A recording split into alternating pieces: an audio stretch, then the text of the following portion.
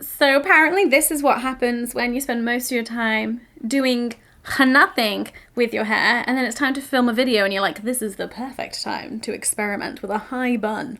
It all feels very... Also, I'm very insecure about the shape of my face and how my face and my ears look when my hair is pulled back. Normally insecure about it, but right now I'm like, anyway, why am I in such a good mood today? Wow, every day is different. So this video, my good friend Lena made a tag, and I love a good tag. Also, the things that she talked about in this video are just things that I have spoken about on this channel before, and just lots of things that I'm thinking about. It is the Artists Against Algorithms tag. I do not identify with the word artist, but other people may disagree. I create stuff for the internet. I am a creator, but some people, and maybe myself a little bit, are just like at the word creator, like it's just very general. I don't know, that's not what this video is about. So what this video is about, which is something that I think about a lot, is how to have a sustainable career outside of the algorithm. Up until now, yes, I am happy to take credit for where I am in my career right now. I think a lot of it has come down to my hard work and like actually me putting in the effort and me being good at what I do. But there's just also been a lot of luck involved and algorithms being kind to me sometimes. But my success feels very heavily reliant on being in favor with the algorithms. The algorithms I'm talking about are mostly YouTube and Instagram, as those are my main platforms, but feeling like your entire career is being held in the palm of algorithms and it could be crushed at any moment. It feels temperamental. It feels unstable. I feel like every year, one of my New Year's resolutions is find some more sustainable options. Figure out how the hell this is gonna work long term. What's your exit strategy, Hannah? All of these things plague me. Anyway, like I said, this is a tag video. Lena came up with some questions and I'm gonna answer them. Before we get into the questions, don't forget to subscribe and hit that notification bell if you want even a glimmer of hope of being notified when I post new videos. I make new videos on this channel and on my other channel every week. That's 2 videos a week you get, most weeks, unless I'm taking a week off, which sometimes happens, because your girl has got to breathe. Question number 1. Do you spend time researching algorithms and what they want? Does it affect what you make? Yes. And yes, to some extent. So I don't know if I necessarily go out of my way to research what the algorithm wants, but because I'm in this world and because it's part of my industry, these conversations are just happening and you just kind of like hear things that people are saying and you notice certain things. So it's just something that you're always constantly thinking about, and then maybe you get a hunch and you like follow that hunch a little bit. And then I also often do go like into my YouTube analytics and my Instagram analytics and I'm like, okay, what's performing well?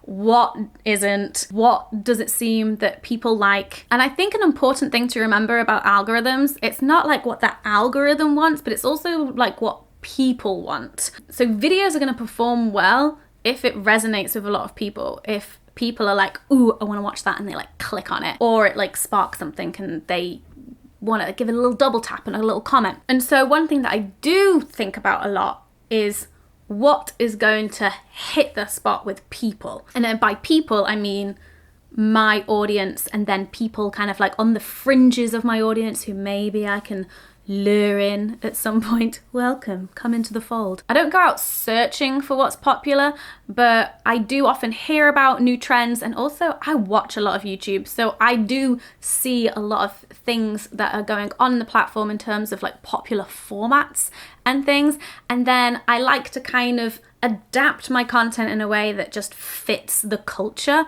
on the platform. So the substance is the same, but just the way that it's packaged and the format of it is suitable for the algorithm, suitable to potentially be as popular as it can be. Does that make sense? Question 2. What would you make if there were no restraints? Great question, Lena. Okay, so I first of all had to define what my restraints were, because I feel like there'll be some universal restraints, but then there'll be some more specific ones. So the restraints that I have are money, time.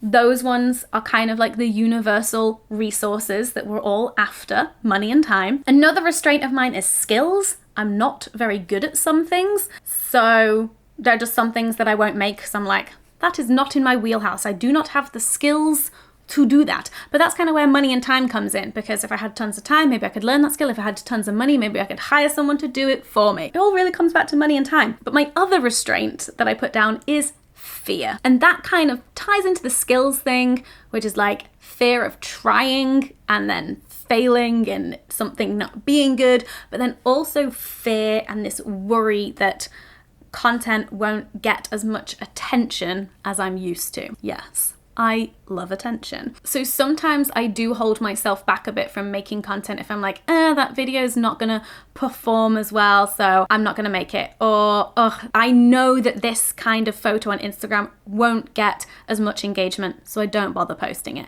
I try and fight that and just post anyway. That's kind of why I made this entire channel, because I was like, I can post the things there that I'm always worried about posting on the Hannah Witton channel. So okay, so those are my restraints. What would I make? I've also changed this question to not just what I would make without restraints, but how I would make it, because I love doing some good project management. So I would hire a researcher.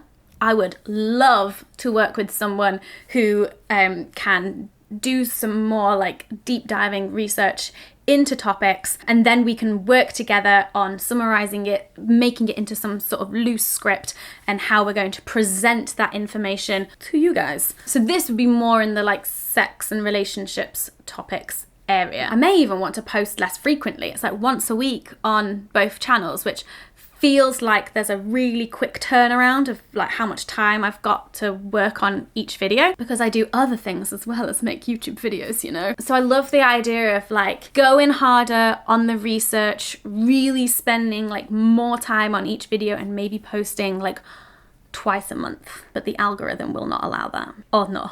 I would love to start a conference for sex educators and sex content creators. I would love to be able to spend more time on creator table talks, which is this event that I have put on twice for online content creators to support one another and learn from each other. I would love to be able to like have the time to work on how to do that digitally and like online versions of that at this time, but my brain can't handle doing that right now. But yeah, creating like online resources and programming for that, I would love to do if I didn't have the restraints of time, money, and my brain. And then I have a whole host of different series ideas that I'm always just coming up with and playing with, and I've been sitting on these ideas for so long, and I would work on those and make those. Okay, question 3. If you were told you couldn't upload for 6 months, but it would not affect your wage or views, what would you do instead? I feel like my answer to this changes every 3 to 6 months. So this is what I would do right now, if I was also allowed to go outside. So right now, if I could take 6 months off and it wouldn't affect my income, wouldn't affect my views, I would do more training in relationships and sex education. I would develop some workshops, I would develop some talks, and I would love to go into schools, go into universities, colleges, youth groups or whatever, and basically work directly with young people and talk directly with young people. So either that, or I would time it with having a baby and use those 6 months as fully paid maternity leave. So one of those 2 things. So these next 2 questions are, what's the best thing the algorithm has suggested to you? And then what's the best thing you've discovered through human suggestion? And I found these really difficult to pin down. I just seem to forget where I discovered things. But here is my best guess. So best thing that the algorithm has suggested to me has been Tiffany Ferguson's YouTube channel. She has this series called Internet Analysis, and she just dives into topics around social media, internet culture. It's really fascinating, very political. Love her channel. I'm pretty sure that was algorithmically suggested to me. And now I can't get enough of her videos. Human suggestion, Lena mentioned Witch Please in her video, and I am convinced that it was her that suggested Witch Please to me, and absolutely loved it. So Witch Please, which is a podcast about Harry Potter. But I have a couple of other human suggested things. When I was like 15 or 16, a friend from school showed me Charlie Is So Cool Like's videos, Charlie McDonnell, and that was my gateway into YouTube. So I was like 15, 16 then, but then I didn't really discover much of YouTube beyond Charlie until like 3 years later, but that was my in, and my whole life changed because of it, and that was a human suggestion. And then the other one is my friend Is Harris. She has an amazing YouTube channel if you are into film, if you're into travel and food and talking about mental health and feelings and just having a really nice, cozy, warm time. Iz makes stunning videos and she is such a cool gal. And I found her content because I actually met her in person first, but through a mutual friend of ours, Taha, who was just like, you'd like Iz and you'd like her videos. So that's like the most ultimate human suggestion, because I'd never seen her content before until that. And now she's my friend and I love her videos. What a great combo. What's a better way the algorithm could work? I had to have a think about this, and this is the best I could come up with. I would really love for the algorithm, specifically the YouTube algorithm, maybe this would work on Instagram too. I would like it to know what I'm watching out of joy and education and like positive good things versus what I'm watching out of boredom, morbid curiosity, or like hate watching. We all hate watch things. I would like the algorithm to know the difference between the two different kinds of YouTube sessions that I can have and show me more of the positive stuff and show me less of the soul-sucking stuff that is not good for my brain. But YouTube doesn't know the difference. YouTube's just like, you've been watching a lot of this, let me show you more. And I'm like, no, because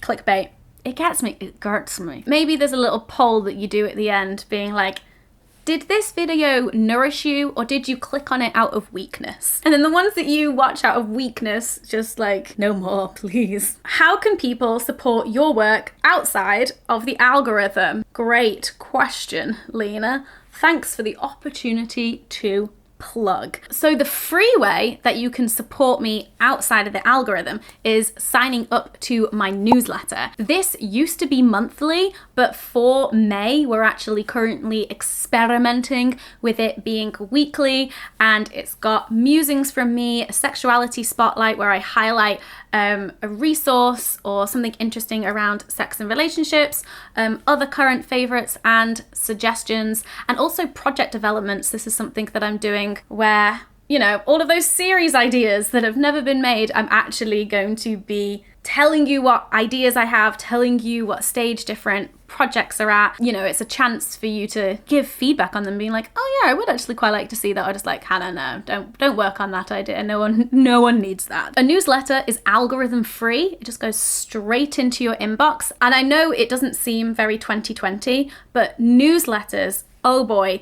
I am convinced that these are the most effective form of communication. So if there is an artist, a creator, someone that you like and you want to support their content and you want to know when they've posted things, you want to know when they've got updates on projects and things, signing up to their newsletter is the best way to do this because it goes straight into your inbox and you're not relying on an algorithm serving you their information and like, oh, what if you missed their stories that day and didn't see the announcement? Like, the newsletter is the place. And that is completely free. And there's a bunch of other cool shit that you get with my newsletter, like the sexy scribbles, coloring in pages. And when you sign up, you also get a bonus unseen chapter from my book, The Hormone Diaries. So there's some little thingies and bobbies in there as well. And then another way that you can support my content outside of the algorithm is through Patreon and the Common Room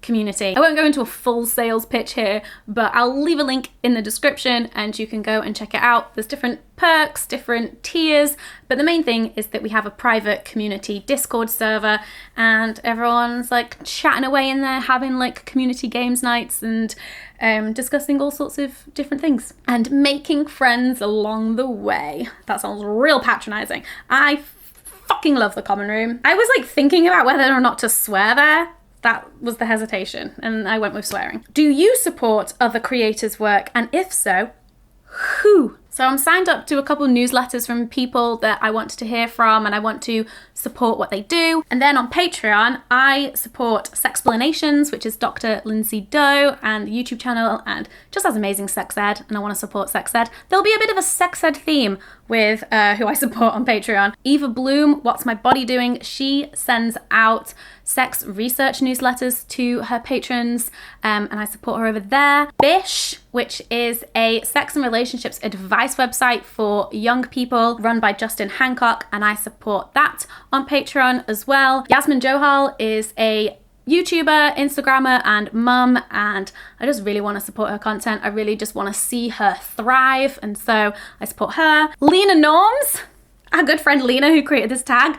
I'm a patron of hers, member of the Gumption Club over here. And then Tessa Violet, because I love her music. So that's who I currently support on Patreon. It sometimes changes, sometimes add new people. I have no rule about how many people I support or how much I give. It just, you know, like when it takes me, when my gut just goes, I need to help that person. I want to support them. Fantastic. Oh, and I forgot to mention, another way that you can support my work is buying my books. That's outside of the algorithm. I've written 2 books, Doing It and The Hormone Diaries, and they are available for purchase now. That always helps. And if you want to support my work inside the algorithm, then please like this video, please comment, please share. You don't have to do that, but it does help. Thank you so much for watching. I genuinely hope that you liked this video, that you found it interesting, and thank you, Lena, for creating this tag and giving me an opportunity to plug my newsletter and Patreon, but also just talk about the thing that that I love to be scared about, which is creating a sustainable career online outside of the algorithm. I should do an interpretive dance to that. Look, the light is like shining off my shiny big forehead. What is that? Thanks for watching. Bye!